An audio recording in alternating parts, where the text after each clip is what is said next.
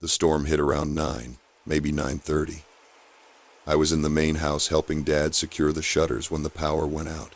We've got 3 barns on the property, 2 for equipment and hay.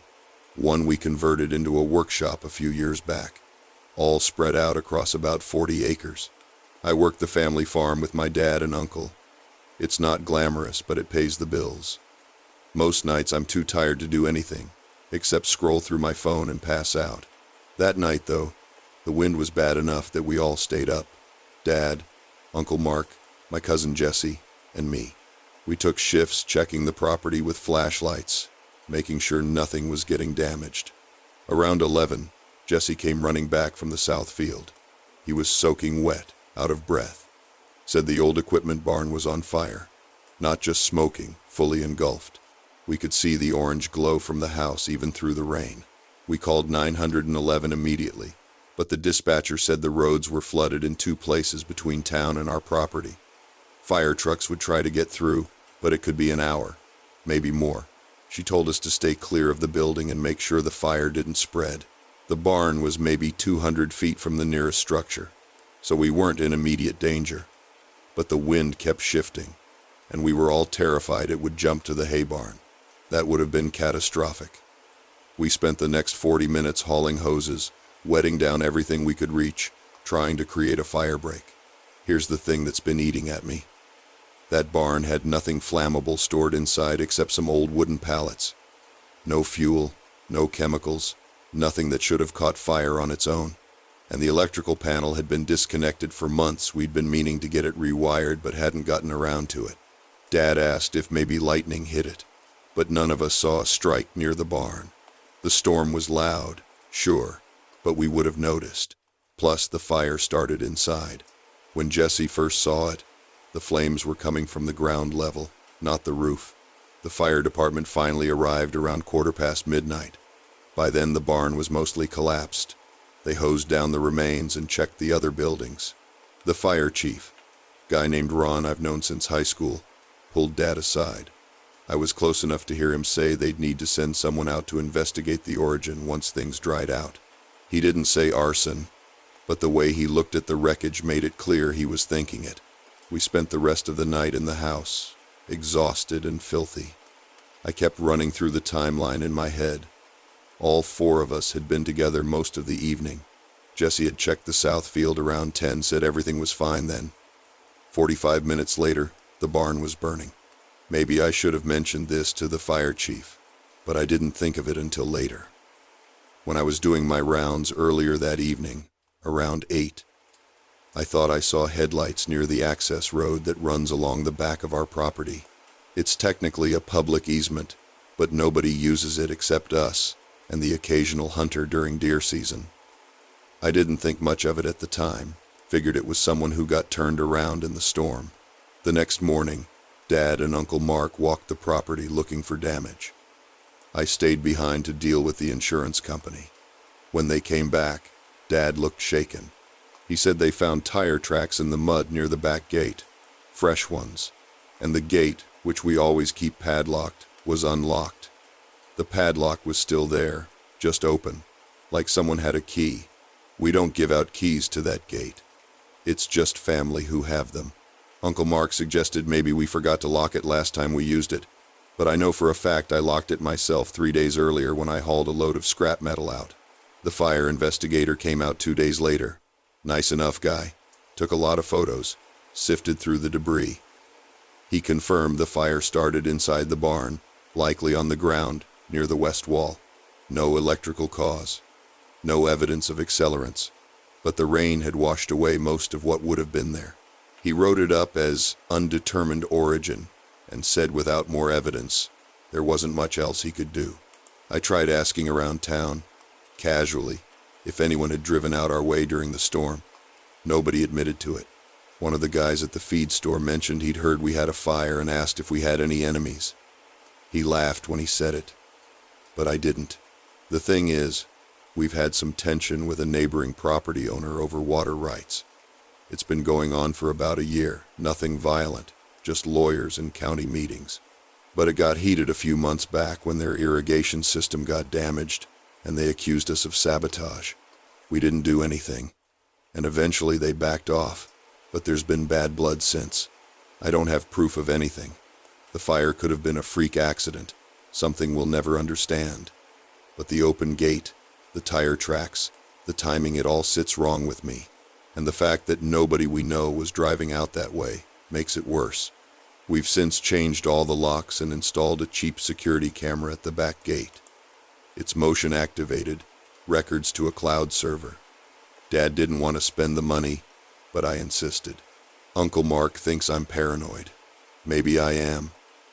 But every time it storms now, I stay up. I check the barns twice as often. I keep waiting for something else to happen. So far, nothing has, but I don't think whoever lit that fire is done with us.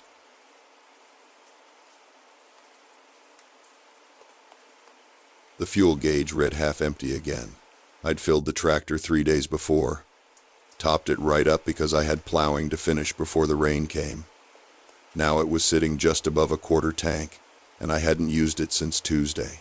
I farm about 40 acres outside Brampton, mostly wheat and barley. It's just me and seasonal help during harvest.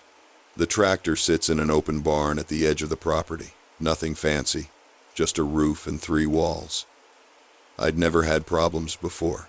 Tools go missing sometimes, sure, but diesel, that's new. I checked the ground around the tractor. No puddles, no wet patches. The fuel cap was on tight. I thought maybe the gauge was broken, but I'd just had it serviced in March. Everything was fine then. That night I locked the fuel cap with a small padlock I bought from the hardware shop in town. It felt stupid, but diesel's expensive, and I couldn't afford to keep losing it. I didn't mention it to anyone. Didn't want to sound paranoid. 2 days later, the lock was still in place. The fuel was down again. Not by much this time, maybe a few liters, but enough that I noticed. I stood there in the barn for a good 10 minutes, trying to work it out. The lock hadn't been tampered with.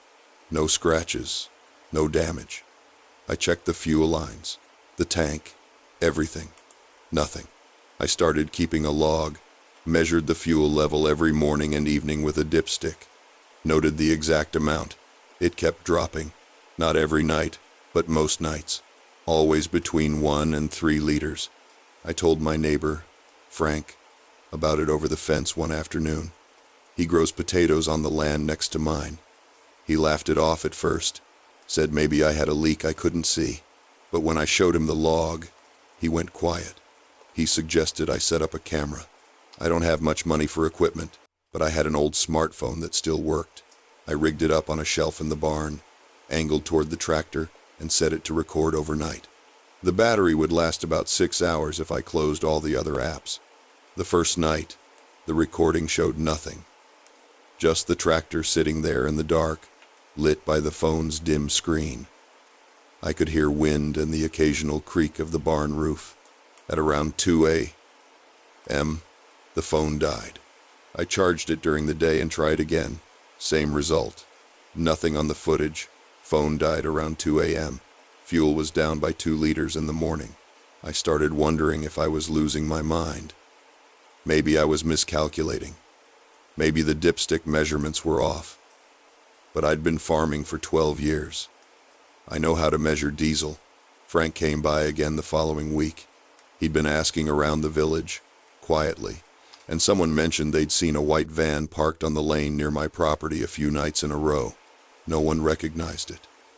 It would sit there for an hour or so after midnight, then leave. That made my stomach drop. I hadn't seen any van, but I'm usually asleep by 10. I don't stay up late anymore, not since my wife left 2 years ago. The house is too quiet at night as it is. I decided to stay awake and watch. I made coffee, strong, and sat in the kitchen with the lights off. The barn's about 50 meters from the house, just visible through the window if I angled myself right. I had my phone ready to call the police if I saw anyone. Around 1:30 a.m., I heard an engine, quiet, idling. I crept to the window and looked out. There was a van, white, parked on the lane just past my gate. No headlights. I couldn't see anyone inside from that distance. I waited. My heart was pounding. I thought about going out there, confronting whoever it was, but I'm not stupid. I didn't know if they were armed or how many there were. After about 20 minutes, the van's door opened. A figure got out, too dark to make out details. They walked toward my property, not along the road, but cutting through the field. They had something in their hand, maybe a torch, but they didn't turn it on. I grabbed my phone and called 999. Told them someone was trespassing, possibly trying to steal fuel. The operator said they'd send someone, but it would take at least 15 minutes. I'm rural. Police don't exactly rush out here. The figure reached the barn. I could barely see them from the window, just a shadow moving around the tractor. I didn't hear anything. No voices, no tools. After a few minutes, they walked back the way they came, got in the van, drove off without headlights until they were well down the lane. The police arrived about 20 minutes later. I explained everything, showed them the log, the barn. They checked the tractor but didn't find anything obvious. One of them said it sounded like someone was siphoning fuel, probably with a manual pump to keep it quiet. He said it's been happening more lately, people stealing diesel to resell or use themselves. He took a report, gave me an incident number, said they'd patrol the area more often. They haven't been back since. The fuel kept disappearing for another week. Then it stopped, just like that. I don't know if they got spooked by the police visit or if they moved on to someone else's property. Frank said he hasn't seen the van again either. I still lock the fuel cap every night. I still check the level twice a day, and I still don't sleep well. Every time I hear an engine on the lane, I get up and look. Most of the time it's nothing, just someone passing through. But sometimes I think about that figure walking across my field in the dark, knowing exactly where to go, and I wonder how many times they'd done it before I noticed. How long they'd been coming. Whether they'd been inside the barn while I was asleep in the house. I asked the police if there were any leads a few weeks ago. They said the case was still open, but there wasn't much to go on. No CCTV out here, no witnesses except me, and I didn't get a good look at the van's plates. I've thought about selling up, moving closer to town, but farming's all I know, and the land's been in my family for 3 generations. I'm not being driven off by some thief in the night. Still, I don't go to the barn after dark anymore unless I absolutely have to. And I've started parking the tractor closer to the house, even though it's less convenient, just in case they come back.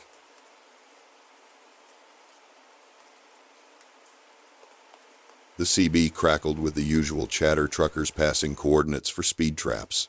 Someone complaining about roadworks near Junction 12. I'd been driving HGVs for 6 years, mostly nights, and the radio was just background noise by then.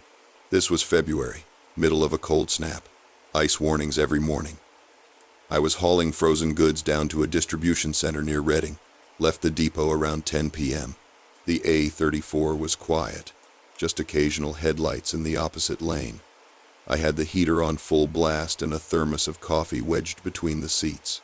Around midnight, the interference started. At first it was just static cutting through someone's sentence.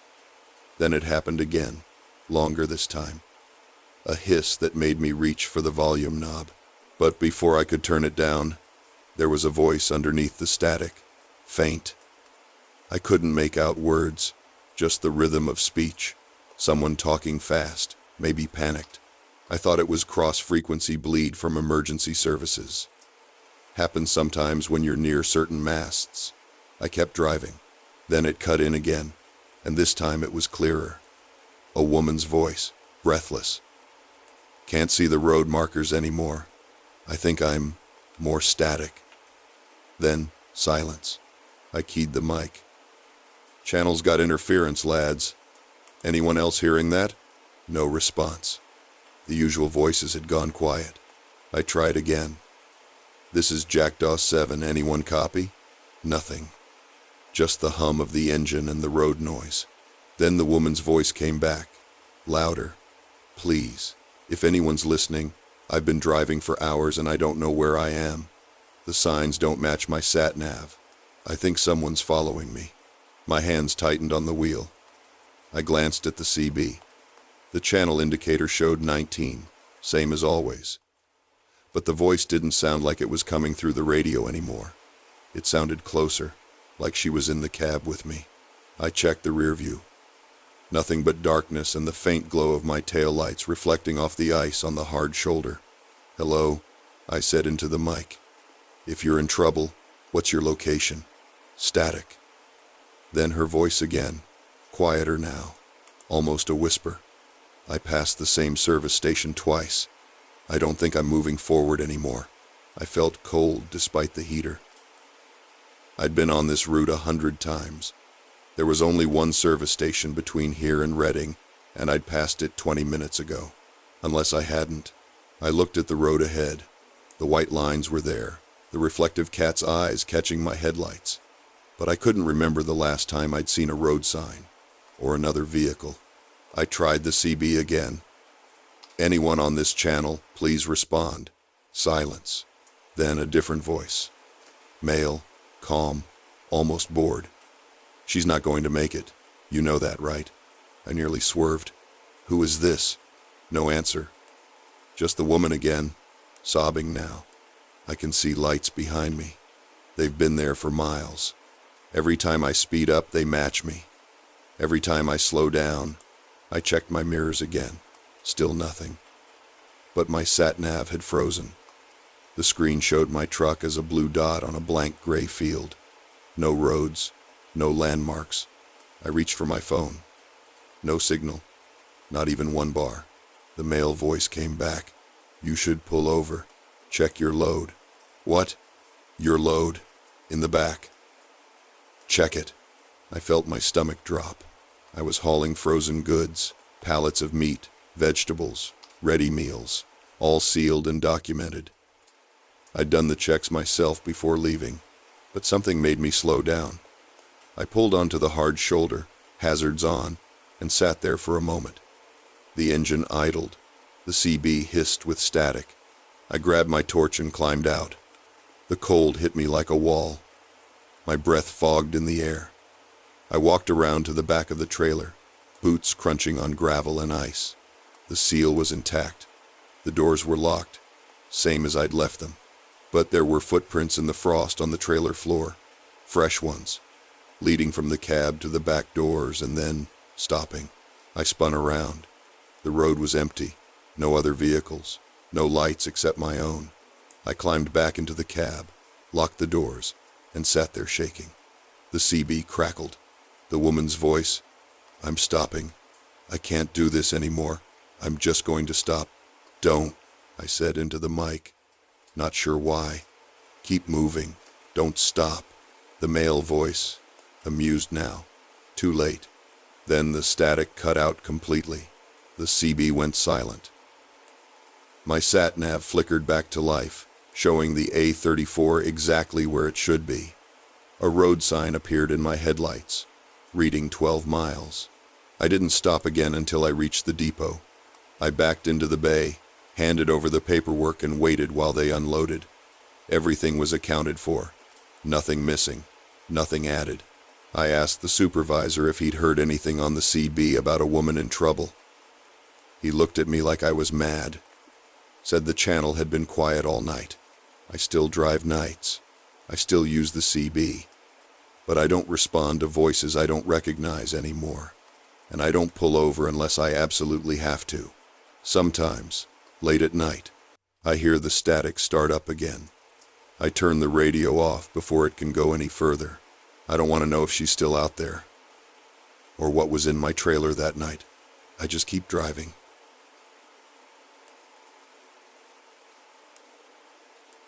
Two police officers showed up at my door on a Thursday afternoon. I was working from home, on a video call actually, when the doorbell rang. I muted myself and opened the door.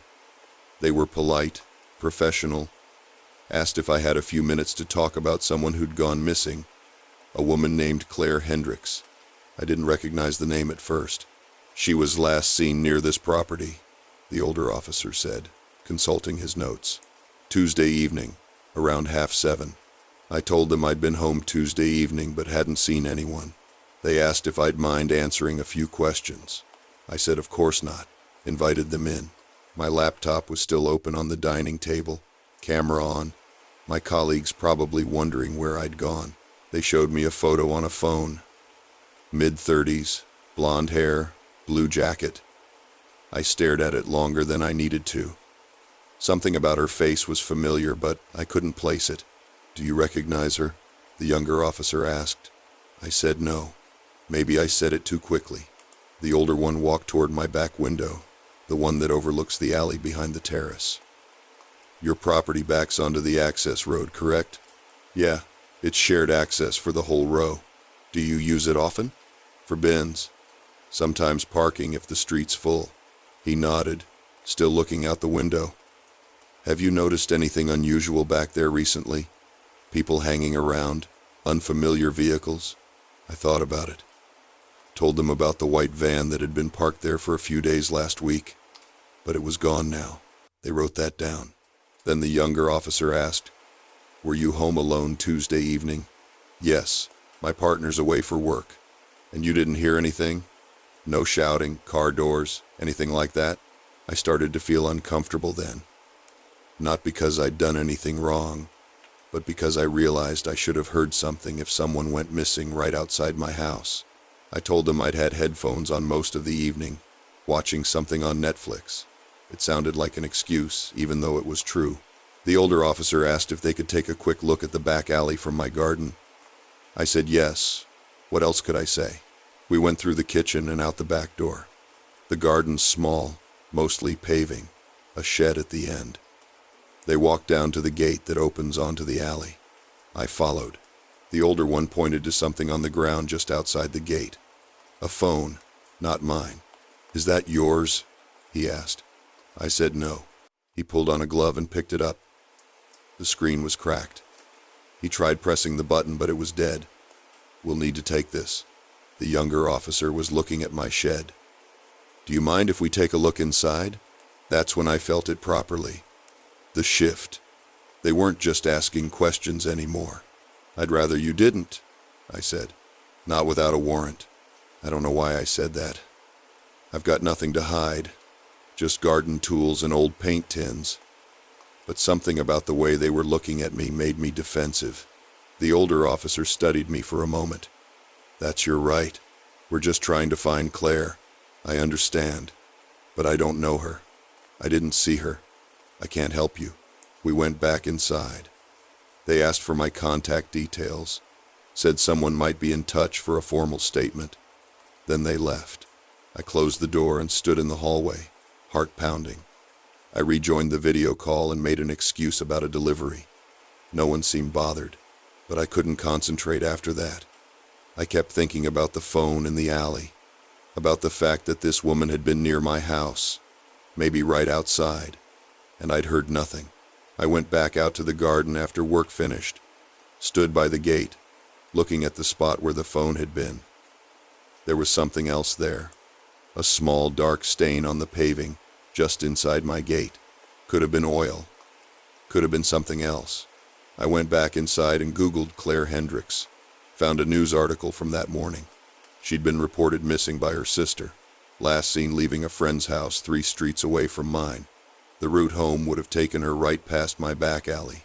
The article said police were treating it as suspicious. I checked my doorbell camera footage from Tuesday night. I'd forgotten I even had it. The camera faces the front street, not the back. The footage showed nothing unusual, just a few cars passing, a dog walker around 8. But then I noticed the timestamp, 1947. The recording stopped. Started again at 2023. 36 minutes missing. I checked the app settings. No scheduled gaps. No notifications about connection issues. The footage was just gone. I stood there, staring at my phone, trying to remember what I'd been doing during that time. Watching TV, I think. But I couldn't remember what I'd watched. Couldn't remember getting up, moving around. I called the non-emergency number and left a message about the missing footage. Said I thought it might be relevant. No one's called me back yet. It's been 3 days now.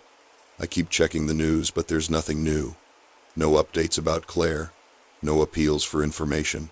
I haven't been out to the back garden since. I keep the curtains closed on that side of the house. Yesterday I noticed something. The padlock on my shed is unlocked. I'm certain I locked it last time I used it, which was weeks ago. But now it's hanging open on the hasp. I haven't opened the shed. I don't want to know what's inside. Maybe nothing. Maybe I'm being paranoid. But I can't stop thinking about those 36 minutes. About what I might have heard if I hadn't had my headphones on. About what might have been happening in my garden while I sat inside, watching something I can't even remember.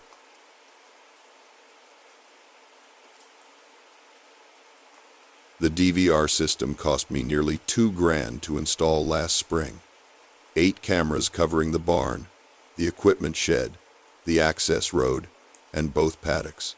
I run a small boarding operation, 6 horses, nothing fancy, and after someone cut through the fence and let 2 of them out onto the road last winter, I wanted proper coverage. It worked fine for months. I'd check the footage every few days, mostly just to see what the local wildlife was up to at night. Foxes, badgers, the occasional deer. Normal stuff. Then in October, I noticed a gap in the recordings. October 9th, between 3:17 a.m. and 3:43 a.m. Just nothing. The system was still running. The timestamp jumped forward, but those 26 minutes were gone. I figured it was a glitch. Maybe the hard drive hiccuped or something. But it happened again the next night. Same time. 3:17 to 3:43. I called the installation company. The guy walked me through some diagnostics over the phone, said everything looked fine on their end. He suggested maybe it was a power issue, even though the system has battery backup. He said he'd send someone out the following week if it kept happening. It kept happening. Every single night. Like clockwork. 3:17 a.m. Footage stops. 3:43 a.m. It resumes. I started staying up to watch the live feed on those nights. At 3:16, I'd be sitting in my kitchen with my laptop open, watching the grainy night vision view of the barn. 3:17 would hit, and the feed would freeze. Not go black freeze. The last frame just stayed there, static, until 3:43 when everything would suddenly resume as if nothing happened. During the freeze, I couldn't switch between cameras, couldn't access any of the controls. The system was essentially locked for those 26 minutes. I went outside one night to see what I could observe directly. Stood in the yard with a torch, watching the barn. At 3:17, I heard the horses start moving around. Not panicked, but restless. One of them, Maggie, the bay mare, kept looking toward the far end of the barn, ears forward. I couldn't see anything. Couldn't hear anything except the horses shifting in their stalls. But Maggie wouldn't look away from that corner. At 3:43, they all settled. Just like that. Went back to dozing. I checked the footage afterward. Nothing. The recording picked up exactly where it had frozen, mid-movement of a branch swaying in the wind. Like those 26 minutes never existed. The technician finally came out on October 18th.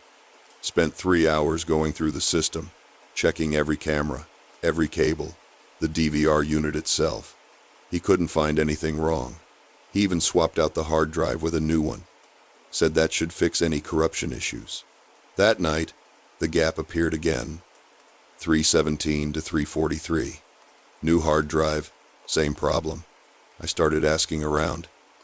Posted in a local Facebook group about tech issues, trying to keep it vague. A woman messaged me privately. Said she used to lease the land my farm sits on back in the early 2000s.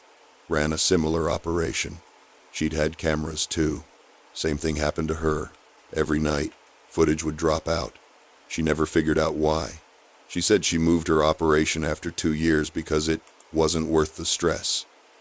When I pressed her about what she meant, she just said the horses were always anxious and she could never prove anything was wrong. I asked if she remembered the time the footage would drop. She said she didn't, but she'd check her old notes.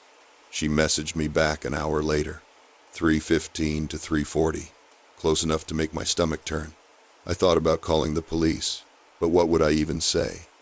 My cameras stop recording for half an hour every night. And 15 years ago someone else had the same problem, they'd think I was wasting their time. I tried something else. On October 22nd, I set up my phone to record video, propped it on the kitchen windowsill facing the barn. I left it running overnight.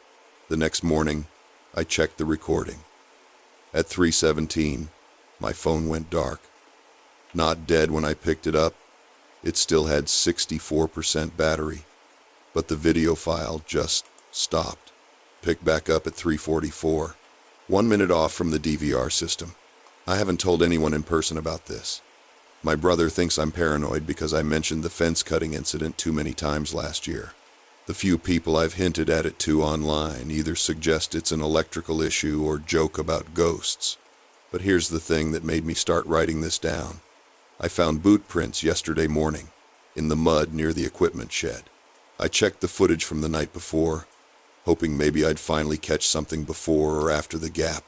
The prints were there at 3:16. I could see them clearly in the frame, just at the edge of the camera's view. Fresh, distinct tread pattern. At 3:43, when the recording resumed, they were gone. Not washed away, it hadn't rained. Not walked back out, because there was only the one set, just gone. The horses were restless again last night.